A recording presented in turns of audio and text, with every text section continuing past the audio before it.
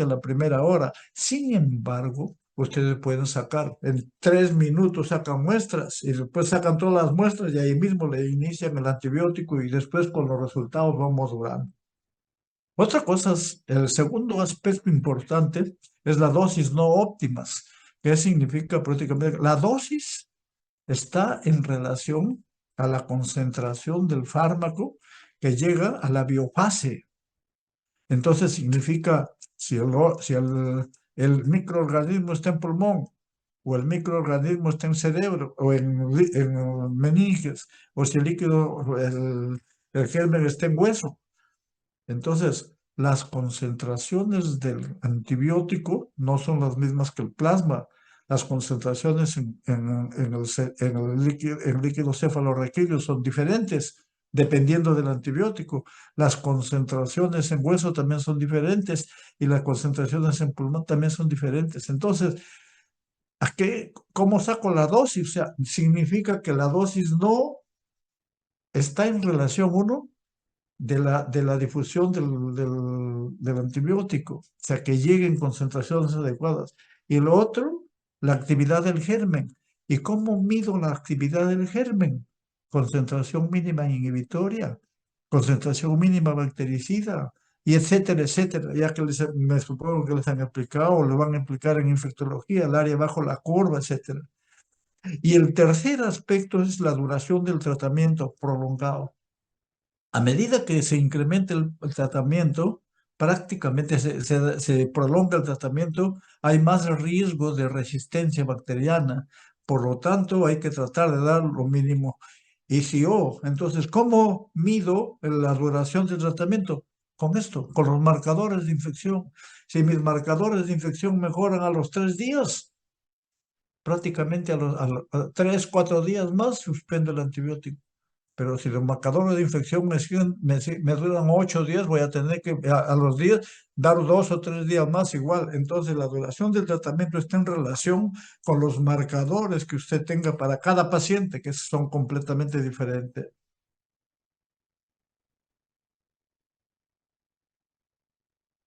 Luego, como ven acá, en este cuadro también hay algo interesante que ver, la resistencia bacteriana.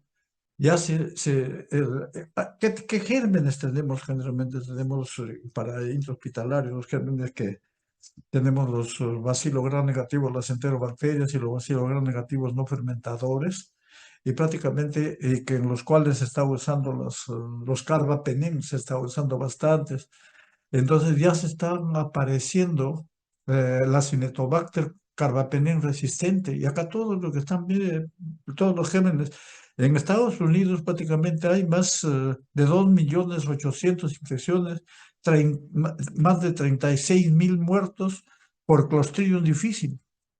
Imagínense todo lo que está. Y estos son todos los gérmenes que están resistentes. Tenemos la Pseudomonas aeruginosa pan resistente, etcétera, etcétera. Ahora, viendo ya el antibiótico, acá vamos a pasarlo esto, ya ustedes lo conocen muy bien, lo que es la farmacocinética y farmacodinamia, pero la farmacocinética se relaciona con la concentración en biofase. Concentración primero en plasma, fluidos, en plasma.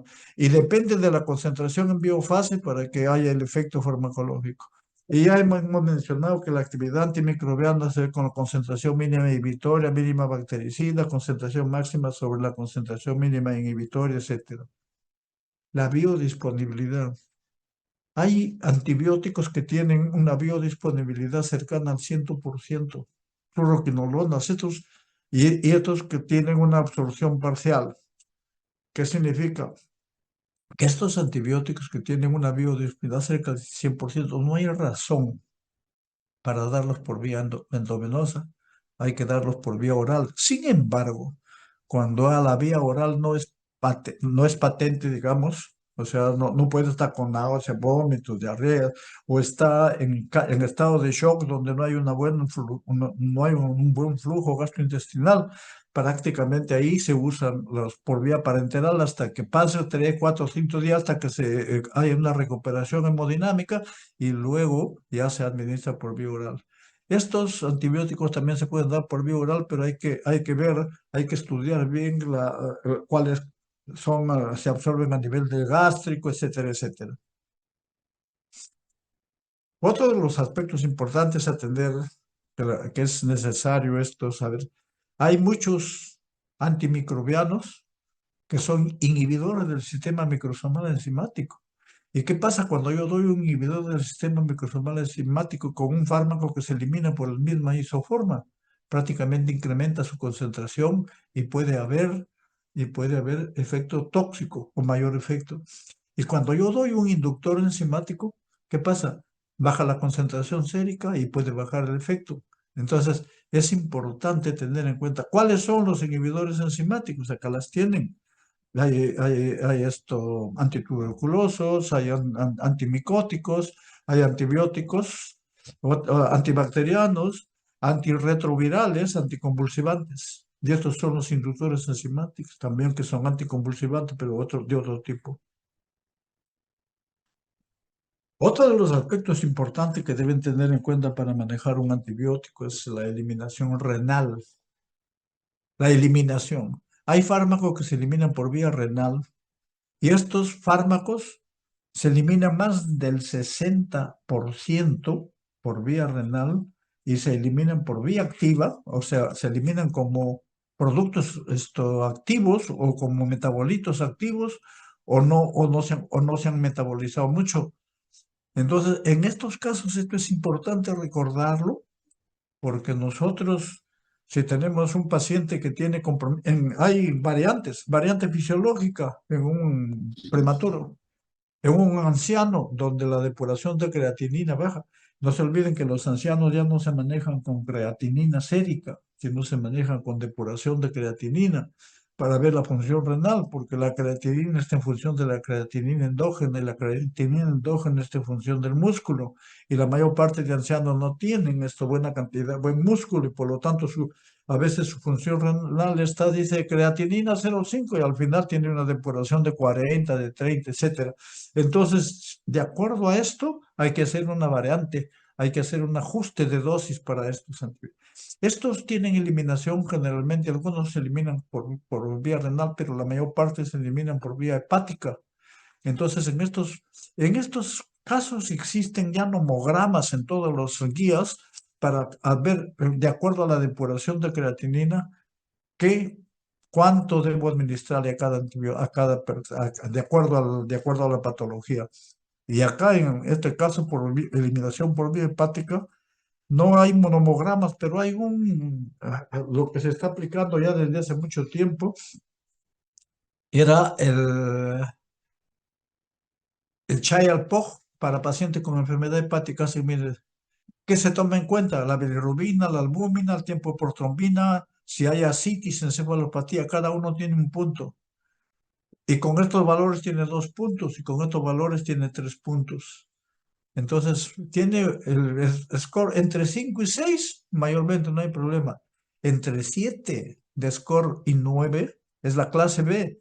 Y en estos casos hay que disminuir el 25% del 100% que se administra, se le disminuye el 25%. Pero si ya tiene un Child-Pugh de 10 a 15, es una clase C, clase severo. Ahí hay que disminuir el 50%. Entonces, como ven, son aspectos importantes a mantener.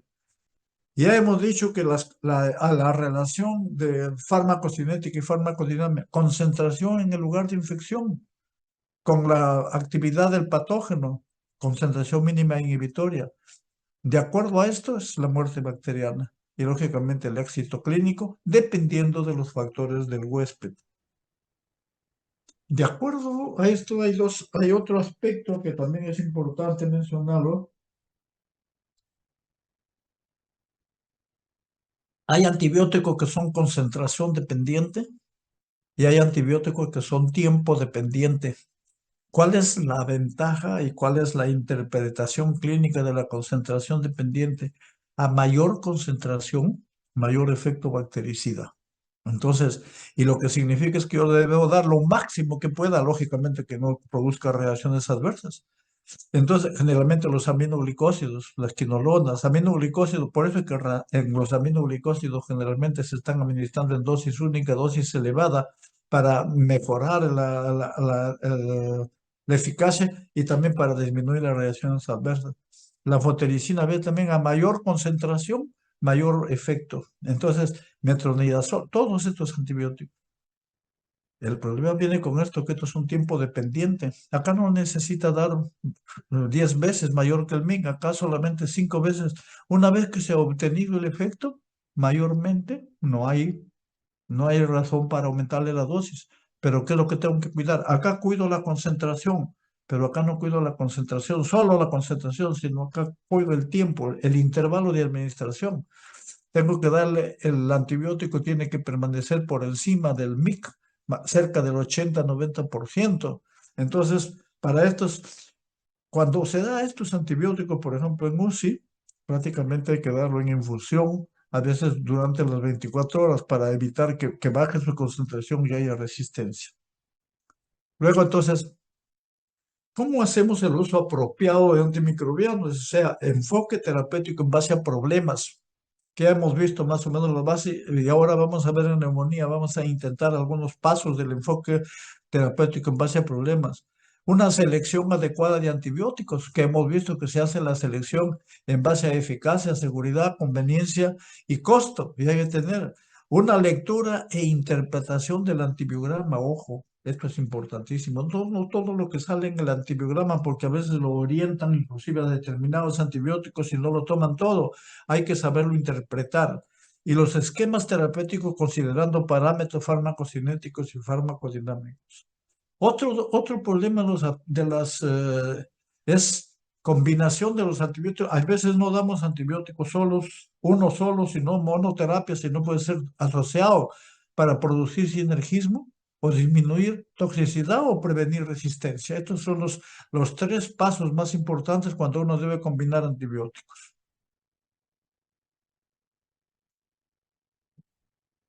Otro de los aspectos importantes que recuerdo que un profesor nos decía, lo que usamos nosotros es lo que se llama escalada anárquica de antibióticos.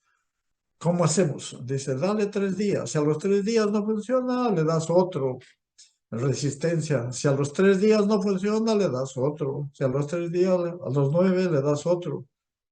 Nosotros tuvimos un paciente que creo que les mencioné en la clase anterior. 3, 6, 9 días, otro antibiótico. No. ¿Qué hacemos? Entonces hay que ver.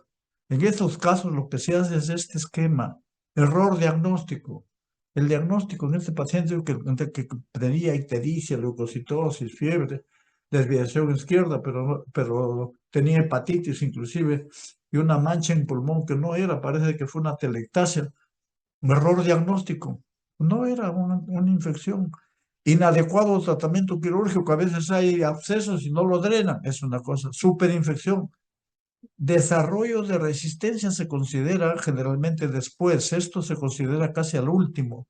Antes de considerar resistencia, debemos considerar si tenemos una buena cobertura para el germen aislado, si le estamos dando una buena dosis, si este antibiótico está penetrando, por ejemplo, cuando uno usa vancomicina para meningitis, de repente no está llegando bien, entonces hay que darle por vía intratecal. Luego ya se piensa, si todo esto está bien, uno recién piensa en esa resistencia antimicrobiana y ahí ya puede cambiar de antimicrobianos y sobre todo el estado del huésped. Hay un libro que se denomina el QSER del 2018, es un libro excelente sobre antimicrobianos y donde ellos utilizan un acrónimo que se llama el MIND-ME. MIND-ME. La terapia debe ser guiada por microbiología siempre que sea posible. O germen aislado o germen sospechado. Si usted no sospecha un germen y da antibióticos, no está yendo bien. Las indicaciones del antibiótico deben tener evidencias, deben ser basadas en evidencias, que ya lo hemos visto en la clase. Si no hay evidencias, no se va. De preferencia hay que dar un antibiótico de espectro estrecho. Segundo, dosis individualizada al paciente, al lugar de infección y al tipo de infección. No es lo mismo dar para una infección que para otro. Y lo que mencionábamos antes, el MIC. El MIC, si uno pregunta, ¿el MIC de la Escherichia coli es igualito en todo el hospital? No, señor. Yo hice un trabajo de investigación, un trabajo de esto analítico. Vimos que era diferente el MIC de Escherichia coli en medicina, que en cirugía y en cuidados intensivos. Y lógicamente, y en otros hospitales y en otros países los MIC son diferentes. Y si las concentraciones con el MIC son importantes, entonces tengo que tener en cuenta las concentraciones adecuadas para individualizar al paciente. Entonces hay que dar dosis mayores, etcétera, etcétera. Minimizar la duración de la terapia en base a los indicadores de infección. Asegurar la terapia oral cuando sea necesario, ya eso ya lo explicamos también. Cuando hay un proceso infeccioso, ¿qué hacemos? En primer lugar, ¿existe un proceso infeccioso? Hay que verlo. Y marcadores, ¿tiene marcadores? Segundo paso, ¿qué gérmenes? Tercer paso, ¿qué factores pueden modificar la presentación de estos gérmenes? La resistencia. ¿Existe resistencia local, etcétera, etcétera? Cuarto paso, esquema para eliminar estos patógenos. Quinto, ¿qué factores tener en cuenta para la prescripción final? Y sexto, prescribir. Luego viene acá conclusiones de antibiótico basado en problemas. Disculpe, uso razonado de antibióticos. Ajustar a los antimicrobianos de acuerdo a la epidemiología local. Esto es importante.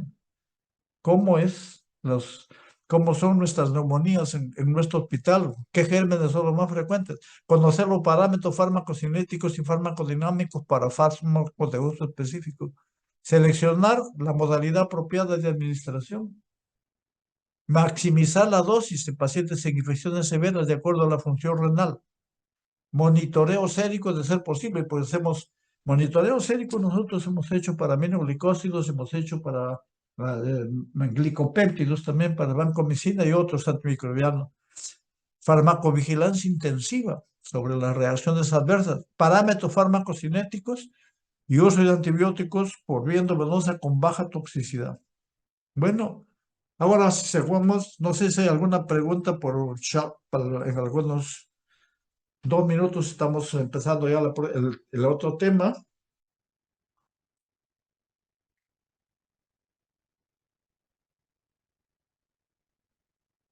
Entonces hemos visto, está incluido en el silado, yo voy a revisarlo de nuevo, pero está incluido uso racional de antimicrobianos, uso razonado, que es importante para... Ahora vamos a ver el otro tema que es neumonía adquirida en la comunidad. Esto es, en realidad, es una de las causas de morbilidad y mortalidad en todo el mundo. Pero la presentación clínica de la neumonía adquirida en la comunidad es muy variada. Va desde la parte leve, o sea, de la neumonía leve, que es fiebre, tos productiva, hasta neumonía grave, con compromiso respiratorio y sepsis, y hasta shock séptico puede llegar. Entonces, lógicamente hay que diferenciar diagnósticos diferencial con diferentes patologías, especialmente respiratorias. Hemos intentado, estamos haciendo un intento de acuerdo a lo que hemos hablado la semana pasada sobre la... Doctor, César, ¿TC? yo tengo el sílabus acá, sí está dentro en la clase 3, uso Claro, racional de antimicrobianos, 2, manejo de neumonía adquirida en comunidad, y 3, manejo de sepsis. claro, gracias Francisco, gracias, porque prácticamente esto me habían dicho con algunos de los alumnos que no estaba, sí está. Lo que pasa es que han leído el sílabus del ciclo pasado, y siempre cada ciclo hay variantes, pues siempre. Gracias Francisco. Agregados. Ya. Entonces, ahora sí empezamos con neumonía adquirida en la comunidad y vamos a hacer el intento. Primero, el problema de salud de neumonía adquirida en la comunidad. ¿Qué necesitamos saber? Ya no en tanta profundidad, pero los aspectos más importantes. La definición, la epidemiología de la factores de riesgo, la microbiología, el diagnóstico, evaluación de severidad, ya factores de riesgo, ya lo mismo, complicaciones y la fisiopatología. que lo vamos a ver luego, vamos a tratar de hacerlo en forma. Pero antes de ahí, todas las definiciones, que no la vamos a leer todas, sino, por ejemplo, neumonía, tenemos neumonía adquirida en la comunidad, infección aguda del parénquima pulmonar adquirida fuera de los establecimientos de salud. Entonces, esta es una neumonía, neumonía adquirida en la comunidad. Lógicamente, la neumonía nosocomial tiene otra definición, neumonía adquirida en el hospital también. Eh, la, hay otra neumonía asociada a ventilador, neumonía asociada a cuidados de la salud, que antes se consideraba esto dentro de la neumonía adquirida en la comunidad, pero en la actualidad ya no se utiliza este término y se refiere pues a los que están en guarderías, etcétera, y está en relación a los centros de hemodiálisis, NURSES, etcétera, y esto está en relación más que todo con los gérmenes. Cuando estos pacientes, estas personas tienen están en estos lugares, el riesgo de pseudomonas y el riesgo de estafilococo aureus meticilino resistente es alto. Entonces, la etiología, la neumonía, hay clasificación por etiología, la neumonía típica generalmente por clamidia pneumoniae, micoplasma, etcétera, legionela, pero nosotros no tenemos hasta la fecha, por lo menos, no, o es que ya no, si es que hay alguno que no hemos visto legionela en el país, neumonía aspirativa, neumonía química, neumonía por aspiración bacteriana, todos los aspectos que existen y cada uno de ellos estén relacionados con germen. Ahora tenemos acá la epidemiología. En Estados Unidos representa más de 4 o 5 millones de visitas ambulatorias y a salas de emergencia al año. 0,4% de todos los encuentros, de todas las consultas. La neumonía es la segunda causa más común de hospitalización y la causa de infección de muerte más común. O sea, de las infecciones, las neumonías son las que más, las que tienen mayor porcentaje de mortalidad. Y de las infecciones también la neumonía adquirida es la que adquirida en la comunidad severa es la que se hospitaliza. Acá en 650 adultos son hospitalizados con neumonía adquirida en la comunidad cada año por 100.000 habitantes en Estados Unidos, lo que corresponde a 1,5 millones de hospitalizaciones cada año. El 9% de los pacientes hospitalizados serán rehospitalizados. Entonces, como ven, la evolución no es tan buena. Entonces, ¿cuáles son los factores de riesgo en edad avanzada? Y lógicamente en edad avanzada, por los problemas de inmunodepresión, por los problemas, alteraciones biológicas, alteraciones fisiológicas, problemas en metabolismo, problemas en riñón, etcétera, comorbilidades crónicas. Los pacientes que tienen diabetes, que tienen hipertensión, que tienen reumatismos con inmunodeprimiento, generalmente tienen más riesgo de neumonía. También tienen riesgo de neumonía adquirida en la comunidad, infección viral del tracto respiratorio. Protección deteriorada, o sea, de las vías respiratorias, cuando tienen, por ejemplo, tienen bronquiectasias, etcétera. El paciente o padece de bronquitis crónica, tiene más riesgo de hacer neumonía. El uso excesivo de alcohol y el cigarrillo también es un incremento de riesgo. Es cambios de estilo de vida y combinaciones de todos estos factores que pueden tener. Entonces tenemos aquí la incidencia, como ven, es bastante frecuente y un porcentaje elevado se hospitalizan y un porcentaje de esas hospitalizaciones causan mortalidad. Entonces hay que aprenderlo a manejar y estos son todos los factores de riesgo. ¿Qué significa esto? Que ustedes tienen que preguntarle al paciente todos estos factores de riesgo para ver. ¿Por qué? Porque ¿cuál va a ser mi objetivo? Si tienen estos factores de riesgo, yo tengo que corregir o tengo que detener o tengo que tratar estos factores de riesgo. Ahora, viene cuáles son los indicadores de infección.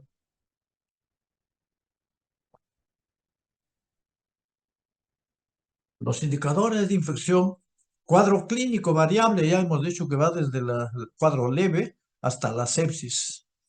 En el laboratorio ya hemos visto que hay la reacción inflamatoria, los marcadores de infección, que vamos a ver luego los signos clínicos, y el aislamiento del germen que hemos mencionado. En caso de neumonía, el aislamiento del germen hay que hacerlo, así como nosotros, les digo en términos de broma, digamos, nos gusta andar con nos gusta andar con el estetoscopio en el hombro, en el cuello. Debemos andar en nuestro bolsillo, de repente tener un frasquito o hablar con enfermería, que sea, de que nos den un frasco para recolectar muestras. No hay razón, por ejemplo, esto lo hemos hecho nosotros en algunos hospitales, paciente que expectora, que elimine su esputo, no saliva.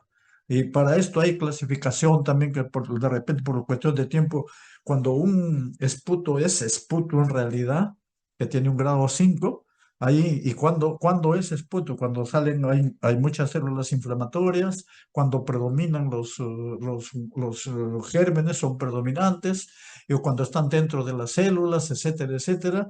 Entonces, distinguir si es el germen que tiene, es un germen colonizante, contaminante o infectante. Entonces, aparte de la reacción, el aislamiento del germen. A todo paciente que llega en emergencias deben hacerle ustedes un gran cultivo. Y cuando se van a hospitalizar deben pedirle también hemocultivo. ¿Por qué hemocultivo? Porque en el hemocultivo prácticamente hay 20-25% de pacientes con neumonía tienen este problema de un hemocultivo positivo. Y lógicamente el otro criterio para infección, imágenes radiológicas. Puede ser de radiografía de tórax, tomografía. Esto es importante.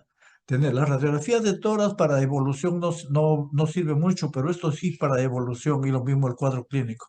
Esto es para diagnóstico, pero para evolución no sirve porque cambia pues, a los 3-4 semanas. Lo otro es, acá, el cuadro clínico, como ve, fiebre, tos, todos estos que están acá y el examen físico, que ya ustedes lo conocen muy bien. ¿Cuáles son las complicaciones que presentan? Que es la otra de los aspectos que se mencionan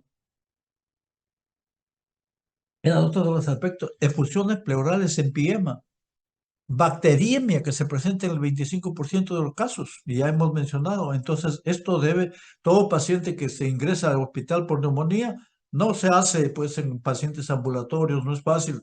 En algunos de repente se puede hacer, pero no siempre. La radiografía hay varias características, consolidación, infiltrado intersticial. La consolidación generalmente se ve en neumonía por hemófilos o neumonía por neumococo. El infiltrado intersticial se ve, por ejemplo, en neumonía por Pneumocystis jirovecii, que es un hongo, o en neumonía por micoplasma o por clamidias. Se ve también capitación, eflusiones pleurales y esto como complicaciones. Entonces, ¿cuál es la microbiología? Generalmente los gérmenes más frecuentes el Streptococcus pneumoniae. Acá le hemos resaltado con crema las bacterias típicas más frecuentes. Streptococcus pneumoniae, que es la causa más común. Haemophilus influenzae. Sin embargo, este es en adultos, en niños más frecuentes Haemophilus influenzae que Streptococcus. Y Moraxella catarrhalis también se ve más en adultos y a veces en personas de mayor edad o en pacientes que tienen problemas cardiovasculares. Y acá es rayado con otro color Staphylococcus aureus. ¿Por qué? Porque Staphylococcus aureus, si bien es cierto que el Staphylococcus aureus bueno, tenemos un Staphylococcus aureus que ya no es sensible a la penicilina, pero es sensible a la meticilina o a la oxacilina. Pero generalmente, y los intrahospitalarios eran resistentes a la oxa. La mayor parte, un porcentaje alto, que lo vemos nosotros en el hospital. Sin embargo, en la actualidad ya hay un porcentaje bastante significativo de Staphylococcus aureus meticilino resistente adquirido en la comunidad, que tiene un gen diferente y ese gen es patógeno, tiene mucha virulencia, puede producir neumonía necrotizante neumonía necrotizante. Entonces, y aparte de eso, son resistentes, lógicamente, a la oxacilina, pero se pueden usar otro tipo de antimicrobianos. Entonces, es importante mencionar, dentro de las bacterias atípicas, Mycoplasma pneumoniae y clamidia, y dentro de los virus de la influenza, que es también, que también produce neumonía, síndrome respiratorio agudo, por el SARS, digamos, en la pandemia.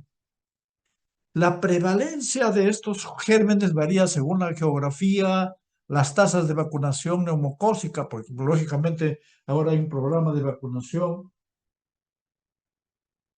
que permite, digamos, que limitar, bajar la frecuencia de neumonía, sobre todo en pacientes con factores de riesgo y la gravedad sobre todo también.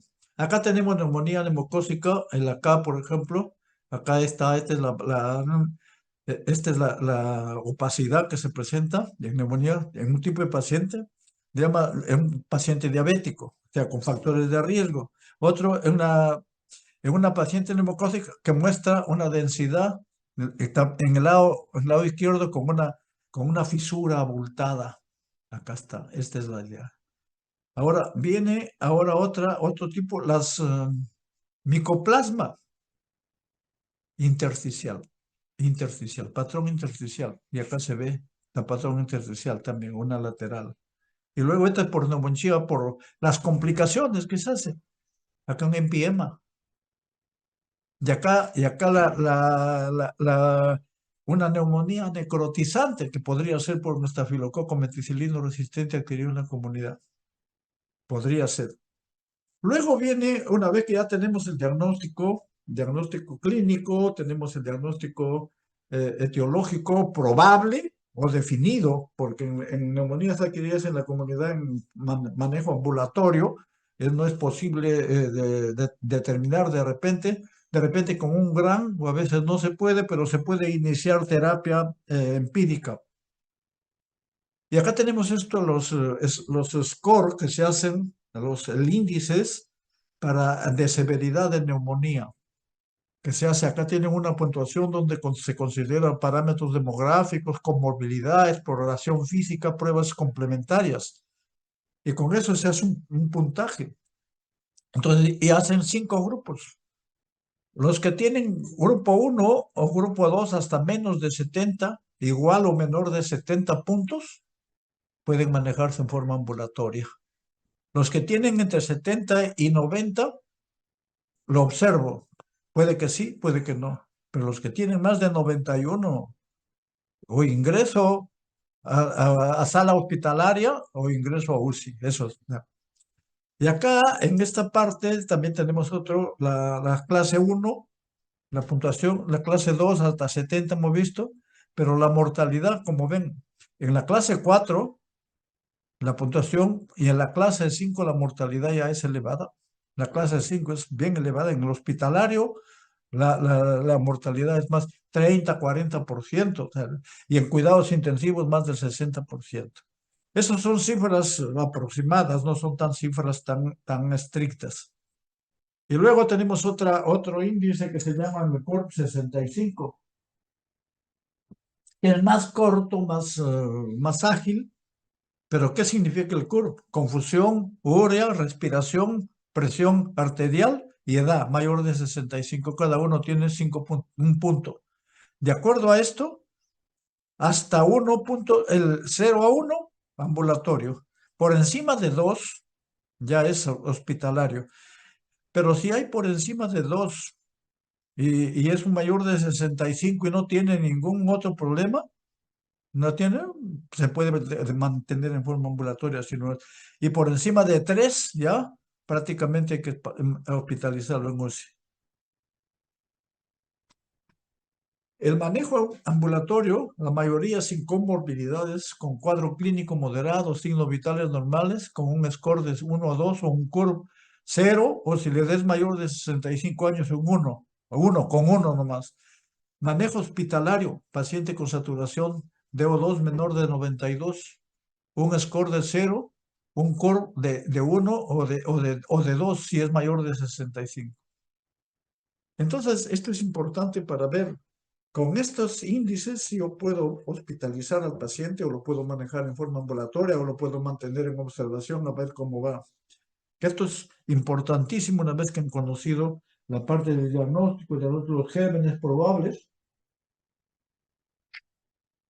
Entonces, los pacientes con signos tempranos de sepsis o con enfermedad rápidamente progresiva o sospechos de infecciones con patógenos agresivos puede requerir hospitalización para monitorear la respuesta al tratamiento. Lógicamente, y esto se hace en algunos casos, se lo hospitaliza porque el paciente no tiene familia, no tiene quien le dé, paciente de edad, y prácticamente o no tolera la vía oral, etcétera, entonces hay que hospitalizarlo también al paciente. Criterios para hospitalización en UCI. Criterios mayores, cuando están en insuficiencia respiratoria, sepsis, que requiera vasopresores, que ya nos explicó muy bien el doctor, el doctor Francisco. Francisco Raja nos explicó bien cómo se maneja el shock séptico, que es importantísimo. Sepsis, entonces, que requiere vasopresor, hay que pasarlo a UCI. Criterios menores, todos estos. Con 3 criterios de estos que están en la lista, más uno de ellos, prácticamente usted puede tener criterios para hospitalización en UCI. Este le hemos sacado del Up to Date. ¿Qué estudios microbiológicos se hacen? Sin riesgo para enfermedad severa. Puedo pedirle gran y cultivo de esputo y un antígeno urinario. Para neumococcus se pide un antígeno urinario. Riesgo para enfermedad severa. Gran en esputo y cultivo. También se puede hacer esputo inducido. Lo que pasa es que cuando un paciente está hospitalizado, a veces no hay razón para no pedir un cultivo ni un esputo. Dicen, no, pero no hay broncoscopio. Actualmente es la sonda se anda en sonda nasotraqueal, se colocan y prácticamente se hace con con ciertos criterios microbiológicos, tienen hasta un 80-90% de sensibilidad y de especificidad, el esputo inducido con la sonda. Entonces, lograr un esputo cultivo, que es necesario que le hagan al paciente. Hemocultivo, hemos dicho, antígeno urinario, test para gérmenes atípicos que se llama por la reacción en cadena de polimerasa, o sea, estudio del DNA o RNA, evaluación para tuberculosis y enfermedades tropicales, cuando la enfermedad es severa, todo lo que se tiene que pedir. Neumonía severa, sepsis, gran esputo, cultivo, test antígeno urinario, hemocultivo, patógenos atípicos para serología, procedimientos invasivos. Con estos para cultivo, ahí ya les hacen la broncoscopía, les hacen el lavado broncoalveolar, el frotis protegido, etcétera, etcétera. Evaluación de infecciones tropicales. Y esta es la fisiopatología. Por último, estamos viendo ya terminando lo del problema. En la parte 1, el ingreso de patógenos al espacio alveolar, generalmente el estreptococo, dependiendo lo que se llama el efecto inóculo, a mayor cantidad de gérmenes, lógicamente va a producir más reacción. El paso 2, multiplicación no controlada de los gérmenes, de los patógenos. El paso 3, producción de citoquinas a nivel del alveolo y luego pase a la circulación sanguínea, porque hay bacteriemia, donde se juntan los neutrófilos, tanto en el alveolo como las citoquinas en el sistema circulatorio, y estos son los que van a producir las reacciones. ¿Cuáles son? Entonces, hemos visto los problemas, ya sabemos qué es una neumonía, sabemos cómo se diagnostica la neumonía, ya sabemos los factores de riesgo, ya sabemos su epidemiología, sabemos sus complicaciones, ya sabemos su fisiopatología. Ahora, ¿cuáles son los objetivos del tratamiento? ¿Qué objetivos tengo para tratar? El principal objetivo es erradicar el germen, porque el germen es el fundamental.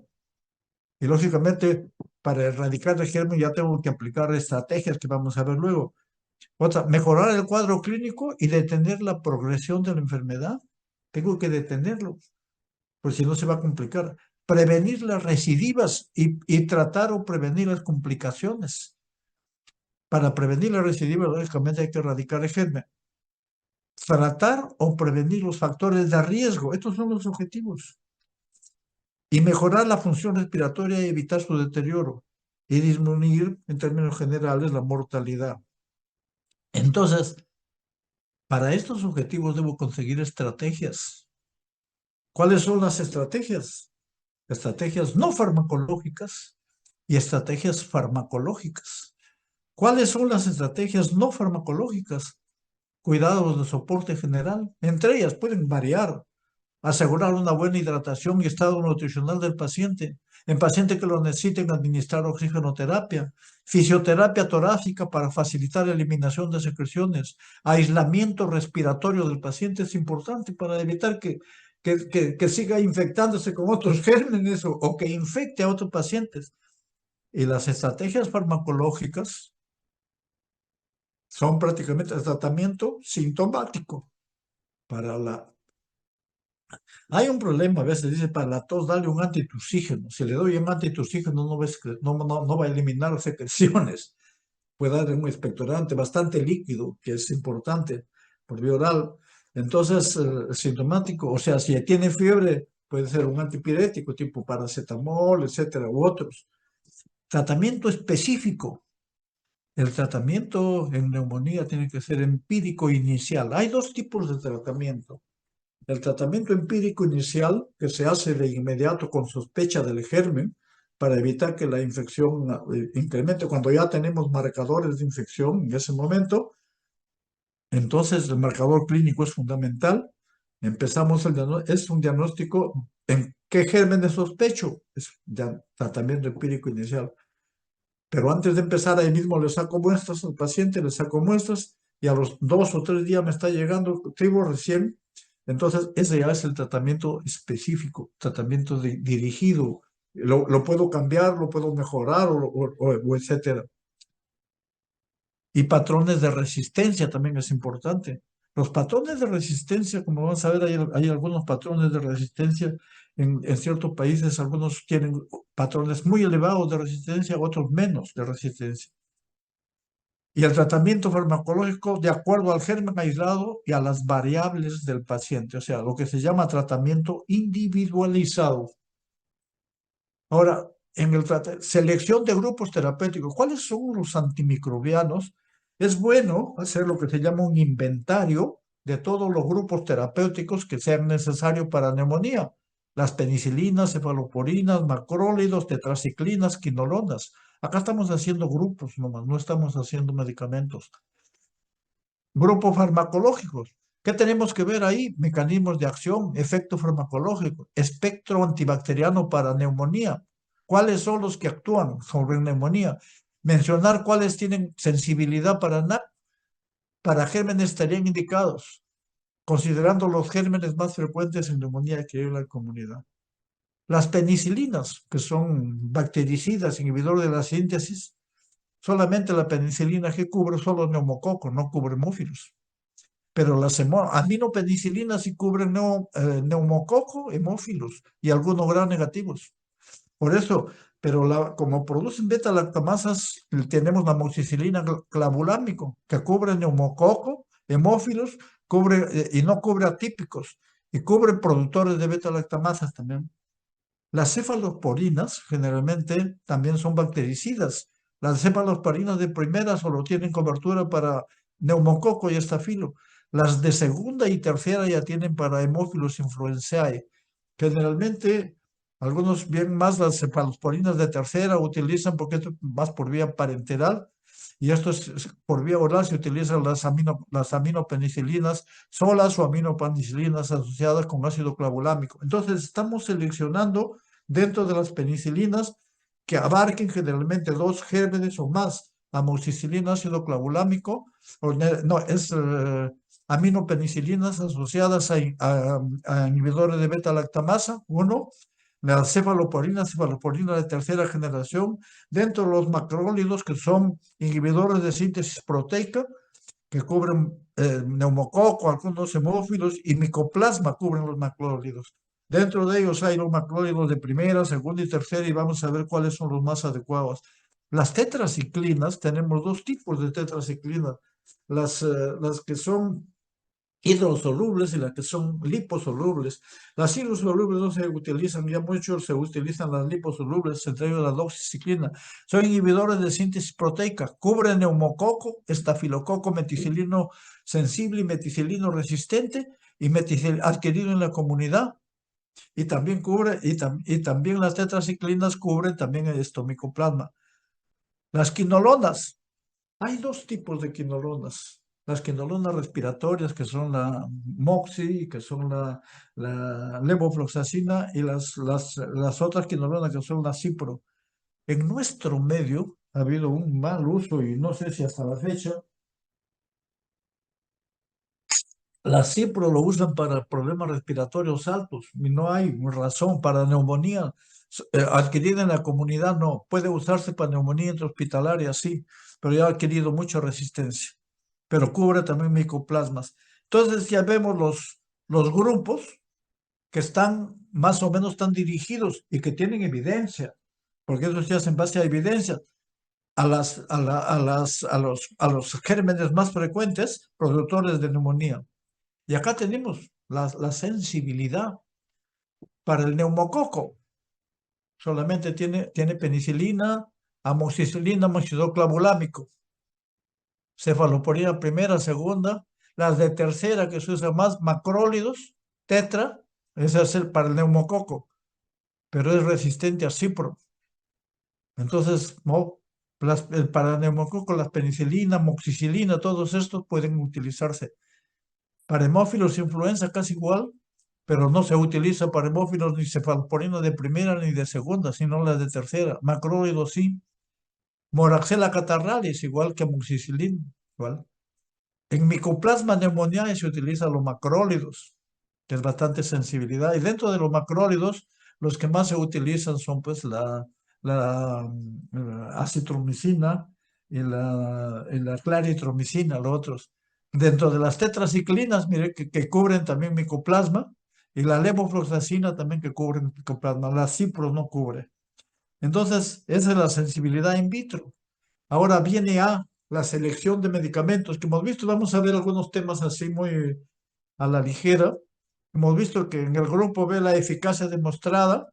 Esto ya, las reacciones adversas, por ejemplo, la amoxicilina. Hemos escogido acá los antibióticos, los amoxicilina clavulámico, doxiciclina, levofloxacina y ceftriaxona, que son, este es por vía parenteral. Tienen tienen evidencias ya científicas que están indicadas a ciertos casos de neumonía adquirida en la comunidad. Entonces, y también hay evidencias de disminución de la morbimortalidad de estos casos, dependiendo del tipo, dependiendo de la individualización de la terapia. En reacciones adversas, por ejemplo, la amoxicilina clavulámica puede producir hepatitis colestática, pero ¿en qué pacientes? En pacientes por encima de 60 años, en pacientes que usan 2 veces, que tienen problemas hepáticos, o en pacientes que utilizan más de 2 semanas, de 2 a 3 semanas de tratamiento. La doxiciclina, fotosensibilidad.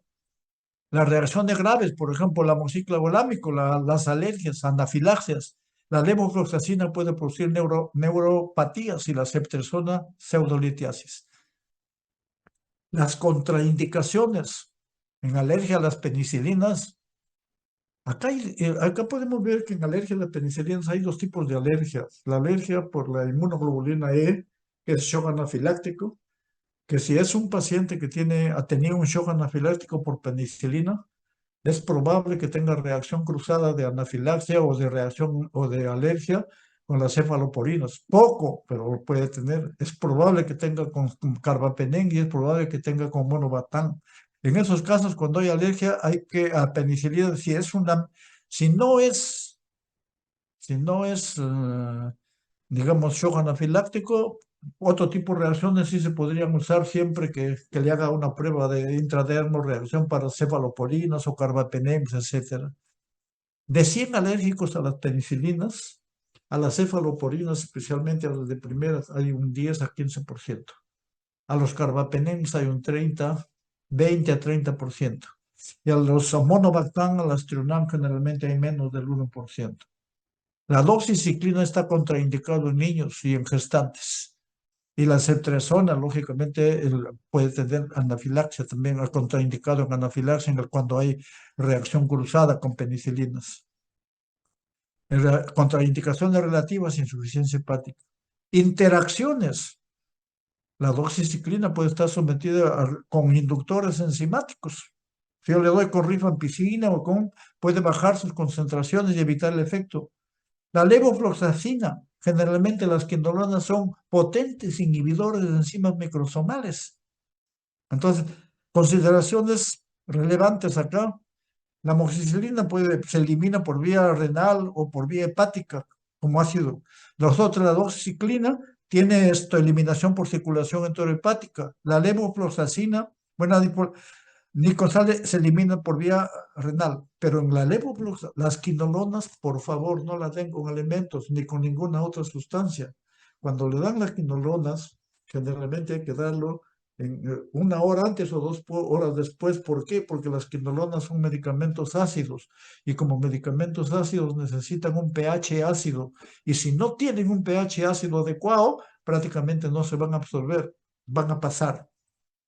Lo mismo la ceftriaxona tiene una eliminación renal y hepática, 60% renal y 40% hepática. Y a veces hay que ajustar cuando hay una depuración por encima de 40%, hay que hacer un cierto ajuste de la medicación.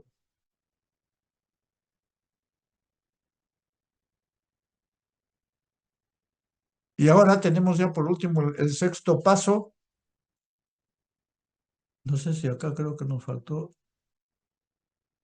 Ah, no, ya está. El sexto paso, la idea es el médico tenemos que saber que esto no lo hemos considerado nunca, por lo menos yo no lo consideraba, ahora sí, saber la forma farmacéutica, porque a veces no sabemos y le recetamos así las vías de administración, la dosis estándar diarios en niños y adultos, cuánto es la dosis máxima, cuánto es la dosis mínima, el intervalo de administración cada cuánto tiempo, pero con evidencias. Modificación en situaciones especiales, duración del tratamiento, que generalmente no debe pasar entre 5 a 7, 5 a 10 días. Si no, algo está pasando. Si a los 7 días no funciona, hay que ver, hay que hacer un reajuste del diagnóstico, no está entrando, ya hemos visto todos los criterios que se utilizan para ello. Información relevante y advertencias para el paciente, ya lo hemos visto, ¿no? En la clase anterior, hemos visto qué información debe tener el paciente y cómo se hace la receta, que hay normas, pero que no se cumplen en nuestro medio generalmente. Y hay que hacer en esas normas información al paciente, que el paciente le entienda, porque si no, tanta medicina basada en evidencias, para que al final el paciente no lo haya comprendido nada y no tome su medicamento o le tenga miedo al medicamento. Entonces tiene que informarle bien de los efectos adversos, de las contraindicaciones, de si lo puede tomar con licor, sin licor, qué pasa en caso de que le aparezca tal reacción, etcétera, etcétera.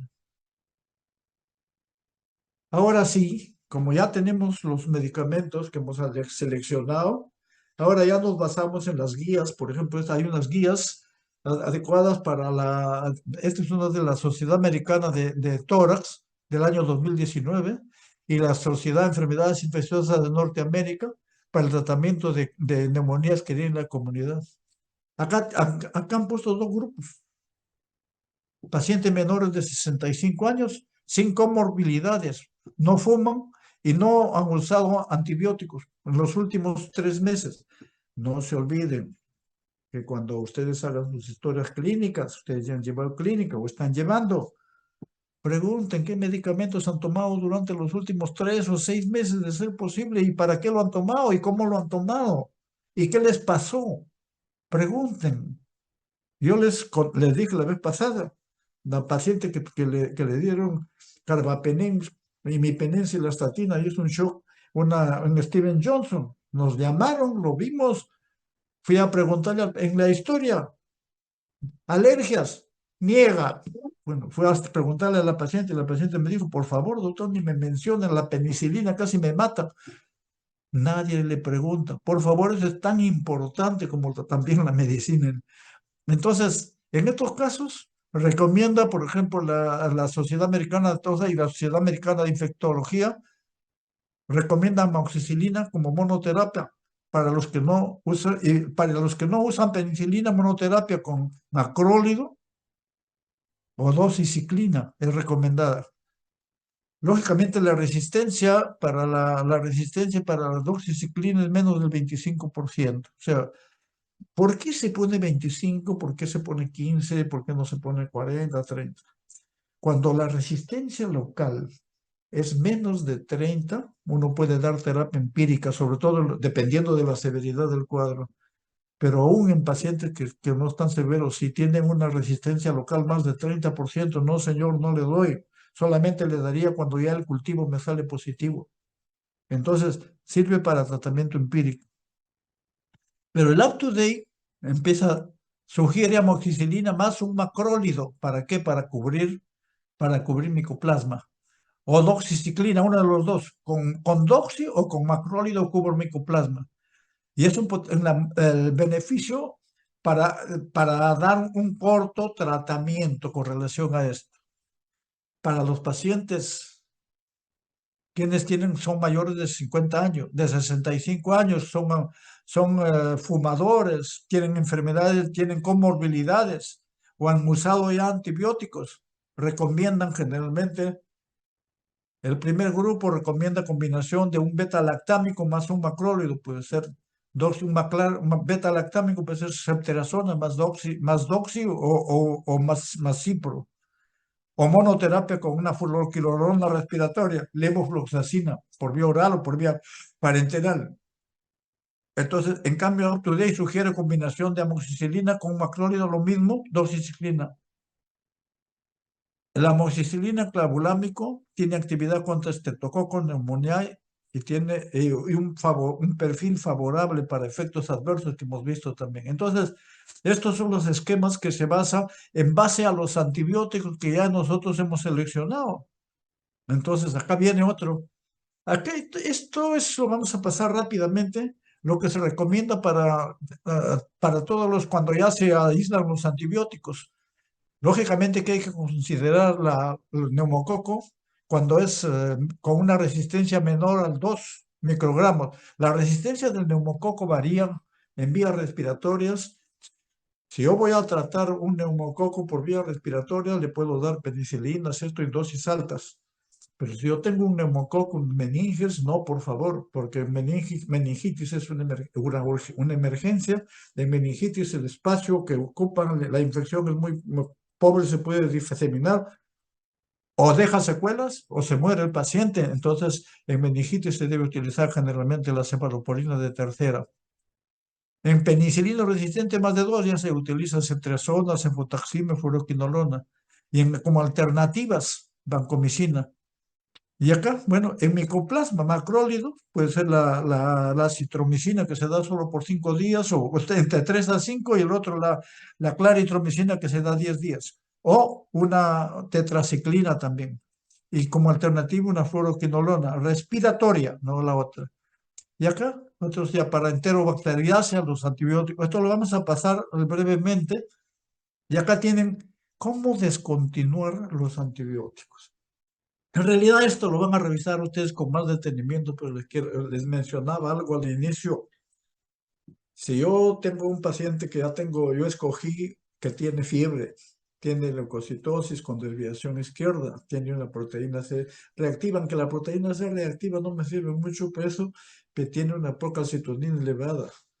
Si yo, por generalmente más de 0,5 es elevada, se hace la forma cuantitativa de la procalcitonina que se hace en varios hospitales ya, a los 4 o 5 días le tomo la procalcitonina y está elevada, todavía espero.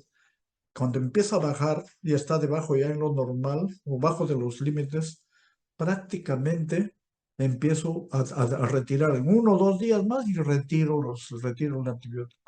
Y lógicamente, de acuerdo, ¿qué otro parámetro? Ya está mejor. La tos puede permanecer por 2 semanas, inclusive, a pesar que ya no tiene infección.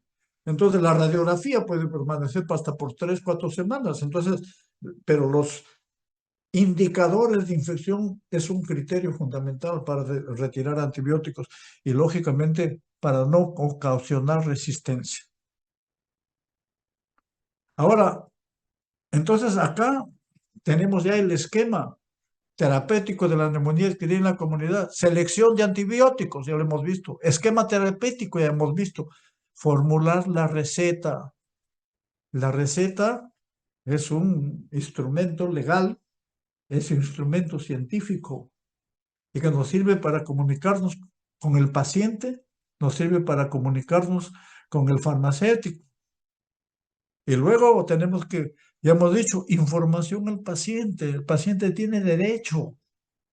Nosotros estamos obligados a dar información al paciente, lógicamente no tan cruda, pero hay que explicarle bien al paciente en cuanto a su enfermedad, en cuanto al tratamiento y en cuanto a la evolución de su enfermedad.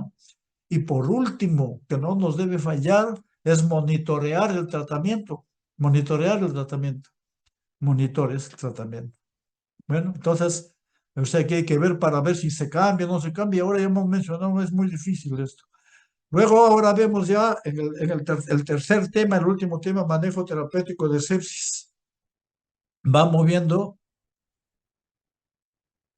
Acá tenemos, por ejemplo, lo que es las infecciones, lo que es las definiciones. Sepsis, infección, ya sabemos lo que es infección, bacteriemia, sabemos. Sepsis, disfunción orgánica potencialmente mortal causada por una respuesta desregulada del huésped a la infección.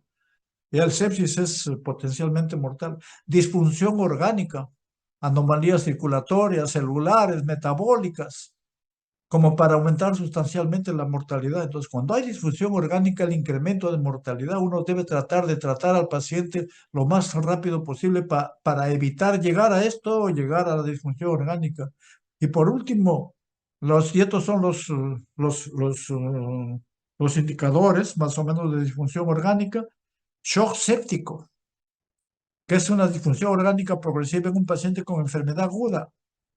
O sea, se identifica la necesidad de vasopresores para mantener una presión arterial media más de 65, que eso es fundamental. Algunos dicen 70, más de 65, y un lactato más de 2 milimoles por litro.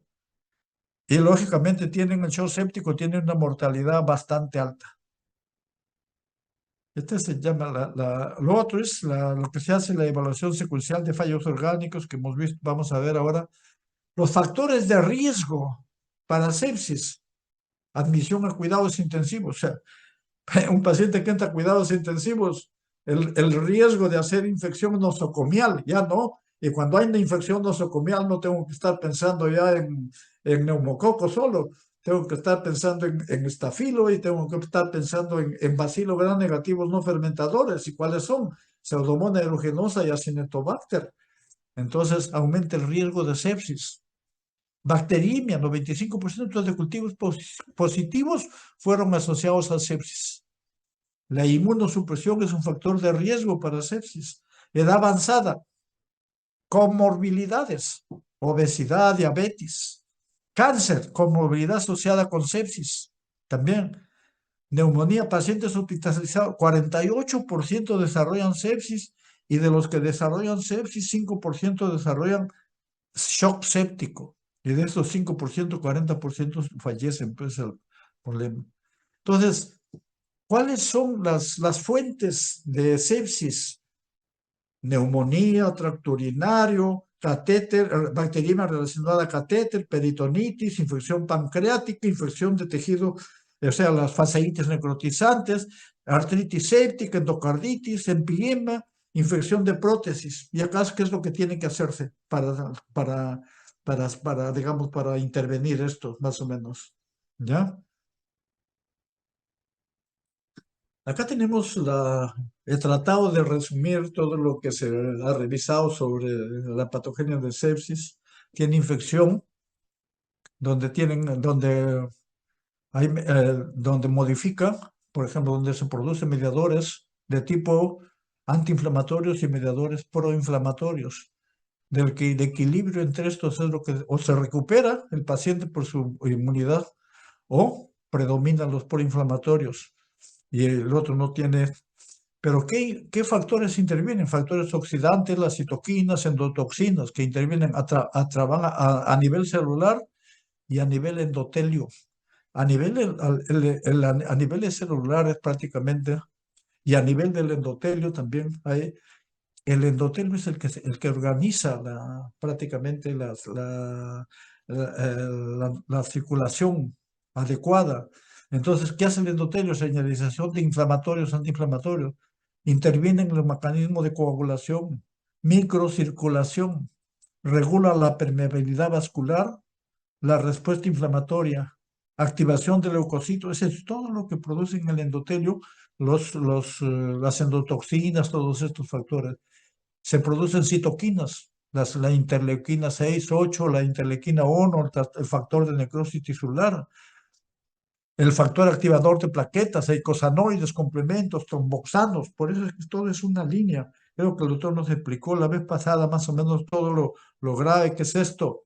Y acá tenemos el aspecto. Los mediadores de sepsis. Ya hemos dicho que hay mediadores. Los sistemas proinflamatorio, falla multiorgánica. Y cuando hay un sistema antiinflamatorio, pues hay recuperación de la enfermedad. Disminuye la extracción de sepsis a nivel celular en sepsis. Incrementa la heterogeneidad del capilar, del flujo sanguíneo capilar.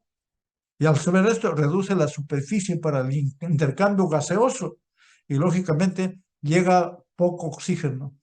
O incrementa la permeabilidad endotelial, incrementa el tiempo para llegar o la distancia para llegar al intercambio. Entonces, estos dos factores, hay una liberación insuficiente de oxígeno para normar la función, para una función normal celular. Entonces, esto es importante. Entonces, acá tenemos criterios para una respuesta de enfermedad sistémica inflamatoria. Dos son más: fiebre, taquicardia, polimnia, más de 20, o 12.000, más de 12.000 leucocitos, leucocitosis con división izquierda, o leucopenia menos de 4.000. Entonces, esto es importante que conozcamos los cambios fisiopatológicos que producen la sepsis, que ya lo mencionamos, pero si hay cambios fisiopatológicos a nivel de la circulación, de la microcirculación, la pregunta es, ¿habrán cambios en la farmacocinética y en la farmacodinámica de los antimicrobianos? Sí, señor. Podrían haber cambios dependiendo. Y esto es lo que vamos a ver. Las endotoxinas bacterianas producen liberación de mediadores en el endotelio vascular, que puede haber vasoconstricción o vasodilatación. Cuando predomina la vasodilatación, hay una mala distribución del flujo sanguíneo, hay daño endotelial, aumento de la permeabilidad y hay lo que se llama el síndrome de fuga capilar. ¿Y qué hace esto? Al haber aumento de fuga capilar, aumenta el volumen de distribución de drogas solubles, disminuye la concentración de séricas. Ustedes saben que el volumen de distribución, el metabolismo, la absorción y la eliminación tienen que ver con las concentraciones séricas. Y las concentraciones séricas, si bajan la concentración de séricas, va a bajar los efectos. Entonces, en las drogas que aumentan el volumen de distribución porque logran pasar por la permeabilidad vascular, ahí hay que darle más medicamentos. Entonces, sobre todo teniendo en cuenta los parámetros que hemos mencionado anteriormente.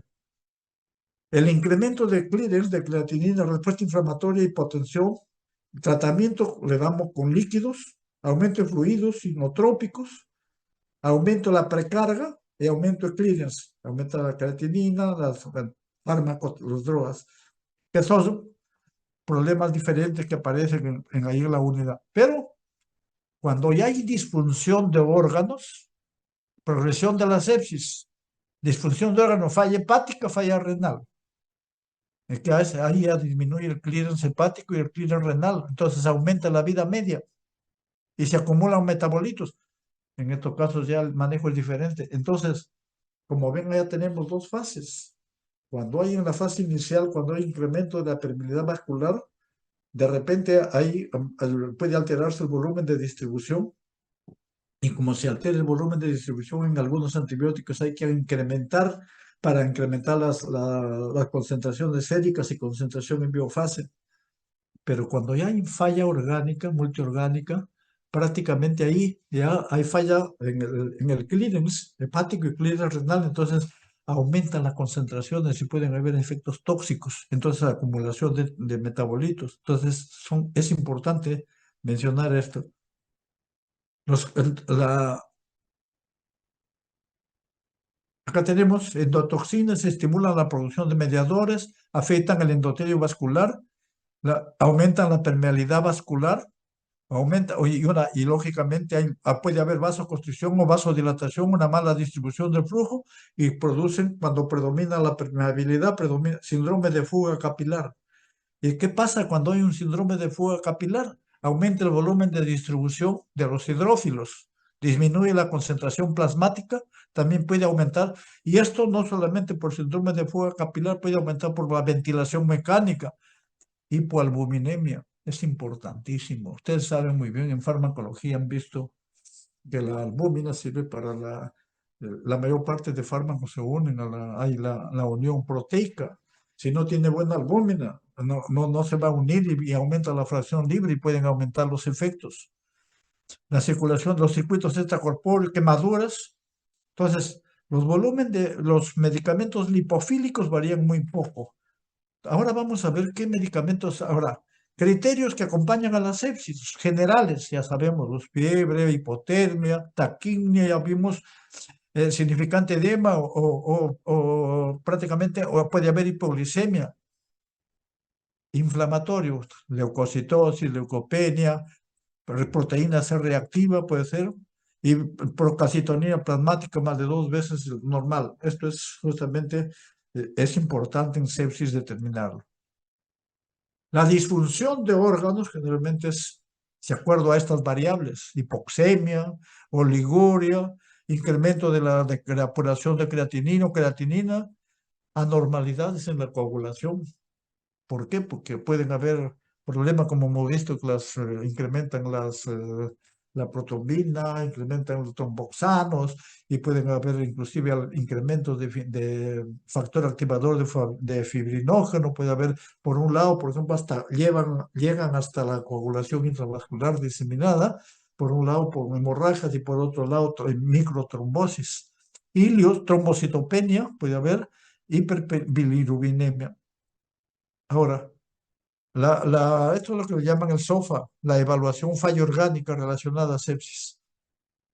Respiración. Entonces acá esto lo van a revisar ustedes con más detenimiento. Cuando esto está de 2 o más de 2, con estos valores, considerando la respiración, la coagulación, el hígado, la función del hígado, bilirrubina, la tensión arterial, la escala de Glasgow. Cuando está 2 o mayor de 2, es falla multiorgánica. Y esto es, lógicamente, tiene más riesgo de mortalidad.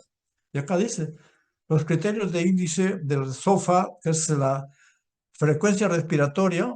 Acá, este es lo que llamo más rápido: alteración del estado mental, presión arterial menos de 100. Cuando al menos 2 de los 3 criterios están presentes, una validez del SOFA que para la detección de aquellos pacientes son sospecha y probabilidad de que presenten una evolución desfavorable. Manejo terapéutico. Para el manejo, ¿cuáles son los objetivos? Erradicar el germen, uso de antimicrobianos con estrategias ya. Soporte hemodinámico y control de la hipoxia celular, inhibición, atenuación de los mediadores de sepsis. Con relación a antibióticos, es importante, ojo, en sepsis, lógicamente que son importantes ya cuando hay shocks ópticos, los vasoactivos o los inotrópicos, etcétera, etcétera, que ya nos explicó muy bien el doctor Francisco Rojas. Pero la terapia antimicrobiana empírica, inmediatamente, yo identifico sepsis y doy tratamiento empírico, pero previamente recolecto los cultivos, las muestras. ¿ya? Y lógicamente le pido la procalcitonina. En casos de shock séptico, cada hora de retraso se asocia con un aumento significativo de la mortalidad. Entonces uno no puede dar el lujo de esperar, no, tiene que iniciar su tratamiento. Se recomienda administrar antibióticos en la primera hora de... Sobre esto hay un poquito de controversias, algunos dicen hasta 3 horas, pero creo que durante la primera hora, si llega el paciente, le doy antibiótico, pero en forma individualizada, de acuerdo a diferentes parámetros. La antibiótico terapia debe ser dirigida. Antecedentes, si qué antibióticos ha recibido, qué organismos, qué microorganismos ha tenido el paciente, con qué comorbilidades que ha tenido, que si es una infección adquirida en la comunidad o es hospitalaria, sospecha de sitio de infección, presencia de dispositivos invasivos, puede tener catéter central, hay que pedir los datos, el gran es fundamental, datos de cultivos también, etcétera, y patrones de resistencia, todo esto se debe preparar. Nosotros teníamos en la unidad de farmacología clínica, hemos tenido la oportunidad de tener los gérmenes, los patrones de resistencia de los diferentes servicios. No era tan estricto, tan exacto, pero sí teníamos una idea. Cuando íbamos a ver un paciente ya sabíamos. Y el paciente nos daban en el formato, ¿no? Si tenían comorbilidades, si habían recibido antibióticos. Entonces se actuaba de inmediato. La elección de la terapia antimicrobiana empírica basada en criterios. Lógicamente, ya hemos dicho que tiene que basarse en criterios farmacocinéticos y farmacodinámicos. Siempre es bueno pasar, esto también ustedes lo van a revisar ya con más detenimiento, factores de riesgo para patógenos multiresistentes. Cuando sospecho en un estafilococo aureus meticilino resistente, cuando sospecho en un germen productor de beta-lactamasas de espectro extendido, generalmente son coli, son coli, o son Klebsiella, o son pseudomonas también. Luego viene cuando sospecho en pseudomonas aeruginosa y cuando sospecho en cándida, generalmente cuando ya pasó más de 8 días, 10 días hospitalizado, hay más riesgo de infecciones también. Cuando tiene infección, nutrición parenteral, prolongaciones hospitalarias, entonces riesgo de multicirugías, etcétera, etcétera. Y acá tenemos en términos generales que hace en sepsis, baja las concentraciones plasmáticas, lógicamente hemos visto acción capilar, incremento del gasto cardíaco al inicio se aumenta, incrementa el clíris, baja las concentraciones plasmáticas. En órgano normal, en función normal no hay problema, pero cuando hay disfunción de órganos, decrece el clearance y hay altas concentraciones plasmáticas. En este caso hay que regular los fármacos que se eliminan y tienen concentraciones altas, prácticamente hay que hacer un ajuste. Y acá también un ajuste, pero al contrario hay que aumentar la dosis. Y acá tenemos los fármacos, los antibióticos que son hidrofílicos, los beta-lactámicos, glicopéptidos, aminoglicósidos. Estos tienen un volumen limitado de distribución, o sea, tienen bajo volumen, no llegan mucho a los gérmenes intracelulares, no llegan muy poco. Entonces, estos fármacos generalmente, cuando hay permeabilidad, acá sí, prácticamente esto lo vamos a ver en la próxima lámina, tienen un limitado volumen de distribución, no pasan generalmente a nivel de la circulación, son inactivos contra gérmenes intracelulares. Entonces se eliminan prácticamente sin mucha metabolización. En cambio, los lipofílicos, macrólidos, quinolonas, tetra, sí, tienen un gran volumen de distribución. Entonces, estos en shock o en sepsis no se afectan mucho, pero estos sí, porque hay por la permeabilidad bajan el volumen de distribución. En estos casos, estos antibióticos tienen que ser corregidos en casos de depuración de creatinina o depuración hepática sea alterada, que hemos visto que se hace con el Chial-POC, en los índices. Y en estos casos hay que ver el volumen de distribución, calcularle, se puede hacer. Y acá tenemos antibióticos hidrofílicos, lo que tienen, ya hemos visto, tienen un clíris renal, bajo volumen de distribución, no penetran en la célula. En las alteraciones en UCI, por ejemplo, aumentan el volumen de distribución, aumenta el clíris o disminuye dependiendo de la función renal. Ejemplos, ya hemos visto. En cambio, los lipofílicos, el volumen de distribución no se cambia mucho, pero aumenta el clíris. o disminuye dependiente de la función hepática. Y estos son, que ya lo hemos visto también. Luego viene, entonces, es el primer punto. Les voy a agradecer unos 10 minutitos más para terminar. Les pido disculpas porque lo que pasa es que el tema es un poquito amplio. Shock séptico, generalmente es de tipo distributivo, que ya también nos mencionó el doctor Francisco, caracterizado por profunda vasodilatación y disminución en la presión sanguínea, que acá está mal escrito. ¿Cuál es el tratamiento? Estabilización con fluidos, vasopresores e inotrópicos y manejo de la condición subyacente. Pacientes con sepsis pueden experimentar también coagulación intravascular diseminada. Entonces, acá tenemos el aumento del consumo de oxígeno con líquidos mejorará la circulación capilar y la oxigenación de los tejidos, o sea, mantener el volumen. Si uno mantiene el volumen intravascular, que lógico que no hay que pasarse de líquidos, se da la cantidad suficiente para mejorar la circulación capilar y la oxigenación. Se debe administrar, algunas guías mencionan 30 mililitros por kilogramo de líquido intravenoso dentro de las 3 primeras horas de reanimación. Si los líquidos no corrigen la hipoxia o aumentan la presión de llenado, está indicada los vasopresores o los agentes inotrópicos. Lógicamente, si el paciente tiene hemoglobina baja, hay que incrementar la sangre. Dependiendo de esto, se debe iniciar dentro de los líquidos. Los que mejores resultados han dado son los cristaloides. Los coloides y las albúminas no han demostrado ser mejor que los cristaloides.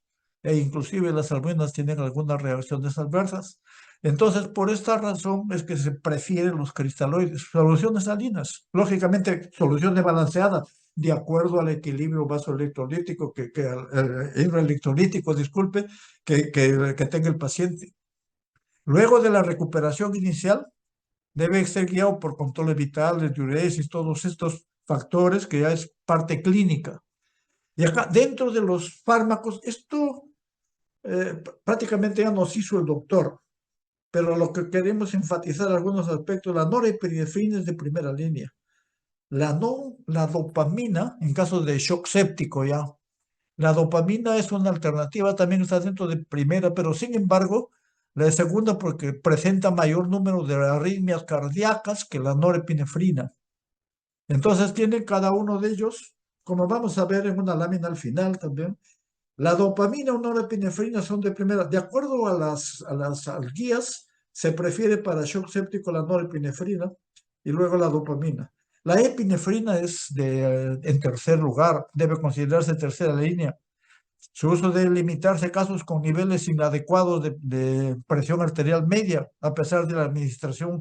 Si le doy esto, le doy norepinefrina.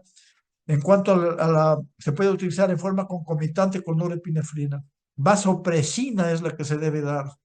La vasopresina, si no funciona con estos dos, se le agrega, puede agregarse, porque la vasopresina actúa directamente en los vasos por los receptores de chica 1. Entonces, la epinefrina es mayor en casos de la disfunción cardíaca. Además, su administración puede provocar más efectos secundarios. Epinefrina para shock séptico, no sé, el doctor de repente, como está presente, nos puede dar una aclaración mayor, pero generalmente se utiliza norepinefrina, dopa y el vasopresina, que es de vital importancia. Esto es la dobutamina de primera línea en el manejo también en algunos casos. Ahora, el otro aspecto es manejo de esteroides. Dado que cree que en un estado proinflamatorio la cascada de citoquinas contribuyen a la manifestación de sepsis, han propuesto el uso con esteroides. Solo se ha sugerido hidrocortisona en dosis de 200 miligramos para pacientes adultos con shock séptico que no alcanzan una presión arterial media objetivo, pese a la administración de vasopresores. Entonces, le doy vasopresores, si no funciona, le puedo agregar corticoides. Se puede considerar el uso en pacientes con inadecuada y resistente a los vasopresores. Bicarbonato es apropiado en acidosis láctica grave, puede provocar inestabilidad. Sobre esto hay mucha controversia también. Y acá tienen agentes inotrópicos, la dobutamina, la dosis, los receptores donde actúan acá, pero lo que queremos mencionar en esta lámina es que a mayor, son dosis dependientes y estos, ojo, todos estos son las catecolaminas. Las catecolaminas se caracterizan porque tienen una vida media muy corta. Y si tienen una vida muy corta y no atraviesan barrera hematoencefálica en términos generales, y si tienen una vida media corta, no le puede dar por bolo. Generalmente tienen que darle en infusión y se da por kilogramo de peso, por hora o por minuto, dependiendo. Y de acuerdo a la dosis son los que tienen su participación en los receptores alfa, alfa 1, beta 2, su participación en el volumen de distribución, vasoconstricción, en la vasodilatación, disculpe, vasoconstricción, si eso tiene efecto inotropo o tiene efecto cronotropo, de acuerdo a las dosis. La dopamina tiene 4 dosis. Acá hemos puesto las 3, menos de 5 miligramos generalmente es más actúa a nivel de efecto inotrópico, poco, pero más actúa efecto inotrópico, pero a vez de 5 o 10 más tiene efecto beta. Beta. Esto acá, efecto 5 más actúa a nivel renal. Vector 5 tiene efecto beta y tiene efecto inotrópico y tiene cronotrópico también leve. Efecto 10 a 20 ya tiene efecto alfa y tiene efecto beta 1 también. Como ven, si yo tengo un paciente que le tengo que dar dopamina y está en shock séptico, como vasoconstrictor le empiezo con dosis altas. Después le voy bajando, generalmente ese es uno de los esquemas, le voy bajando a esto y al final se quedo con esto. La epinefrina, la dosis, el isoproterenol también, la vasopresina y con eso estamos terminando. No sé si hay alguna pregunta, por favor. Doctor Francisco, le agradecería si alguna aclaración sobre eso, sobre shock séptico, que usted lo hizo muy bien la semana pasada. Bueno, no hay preguntas. Bueno, si no hay preguntas, vamos a dar, pues, a ver, hay poca asistencia. Yo le voy a agradecer que asistan, porque en el Doctor, examen preguntamos generalmente todo lo que y nos gustaría que participen. Yo estoy publicando, subiendo al aula algunas que había puesto el doctor Francisco, algunas lecturas. Yo estoy agregando algunas de mis temas, algunas actualizadas. Entonces, es importante para que ustedes revisen, porque nosotros también hemos revisado esto, hemos sacado. Y es importante también que aparte de eso revisen no solo las diapositivas, sino tengan conocimientos. ¿Alguna pregunta, por favor? Me gustaría que alguna pregunta. Bueno, si no hay ninguna pregunta, vamos a finalizar. Muchas gracias a todos ustedes. Espero. ¿Sí? ¿Alguien quiere levantar la mano? Sí. Bueno, vamos, para la próxima semana tenemos esto. doctor, ¿me escucha? Sí, sí, sí. Al ¿Me doctor escucha? Gerardo, sí. ¿Podría Sí, escribirlo mejor, por favor? Escríbalo, sí, le mm, voy a agradecer. ya, ok, doctor.